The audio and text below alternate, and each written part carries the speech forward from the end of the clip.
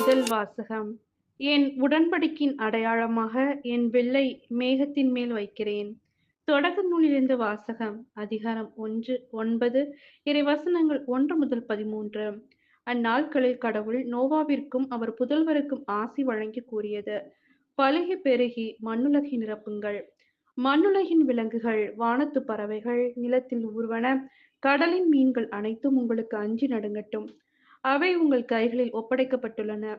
நடமாடி உயிர் வாழும் அனைத்தும் உங்களுக்கு உணவாகட்டும். உங்களுக்கு பசுமையான செடிகளை உணவாக தந்தது போல இவை எல்லாவற்றையும் தருகிறேன். இறைச்சியை அதன் உயிராகிய இரத்தத்தோடு உண்ணாதீர்கள். உங்கள் உயிராகிய இரத்தத்திற்கு நான் ஈடு கேட்பேன். உயிரினம் ஒவ்வொன்றிடமும், மனிதர் ஒவ்வொரிடமும் நான் ஈடு கேட்பேன். மனிதரின் உயிருக்காக அவரவர் சகோதரரிடம் உயிரை நான் ஈடாக கேட்பேன்.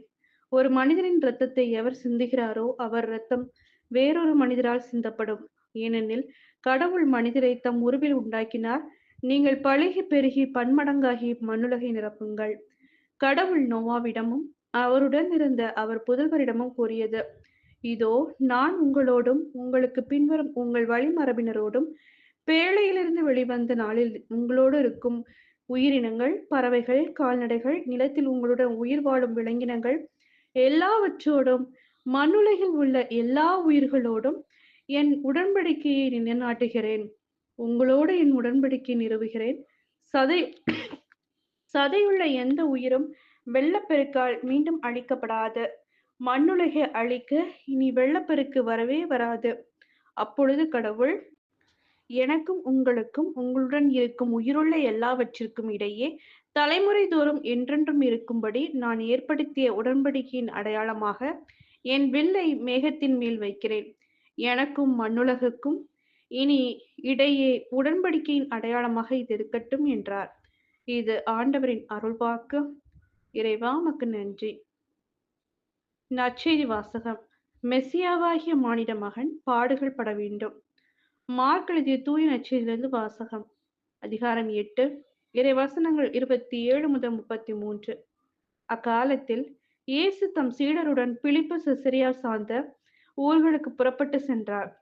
வழியில் அவர் தம் சீடரை நோக்கி, நான் யார் என மக்கள் சொல்கிறார்கள் என்று கேட்டார்.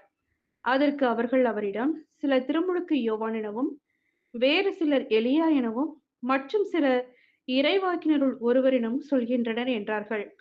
ஆனால் நான் யார் என சொல்கிறீர்கள் என்று அவர் அவர்களை கேட்க, பேதுரு மறுமொழியாக, நீர் மெசியா என்று உரைத்தார்.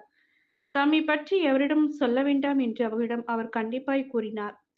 மானிட மகன் பலவாறு துன்பப்படவும், மூப்பர்கள், தலைமை குருக்கள், மறைநூல் அறிஞர்கள் ஆகியோரால் உதறி தள்ளப்பட்டு கொலை செய்யப்படவும், 3 நாட்களுக்கு பின் உயிர் தளவும் வேண்டும் என்று இயேசு அவர்களுக்கு கற்பிக்கத் தொடங்கினார். இதையெல்லாம் அவர் வெளிப்படையாகவே சொன்னார்.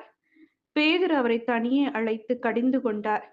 ஆனால் இயேசு தம் சீடர்கள் பக்கம் திரும்பி பார்த்து பேதுருவிடம், என் கண் முன் நில்லாதே சாத்தானே, ஏனெனில் நீ கடவுளுக்கு ஏற்றவை பற்றி எண்ணாமல் மனிதருக்கு ஏற்றவை பற்றியே எண்ணுகிறாய் என்று கடிந்து கொண்டார். இது கிறிஸ்துவின் நற்செய்தி. கிறிஸ்துவே, உமக்கு புகழ்.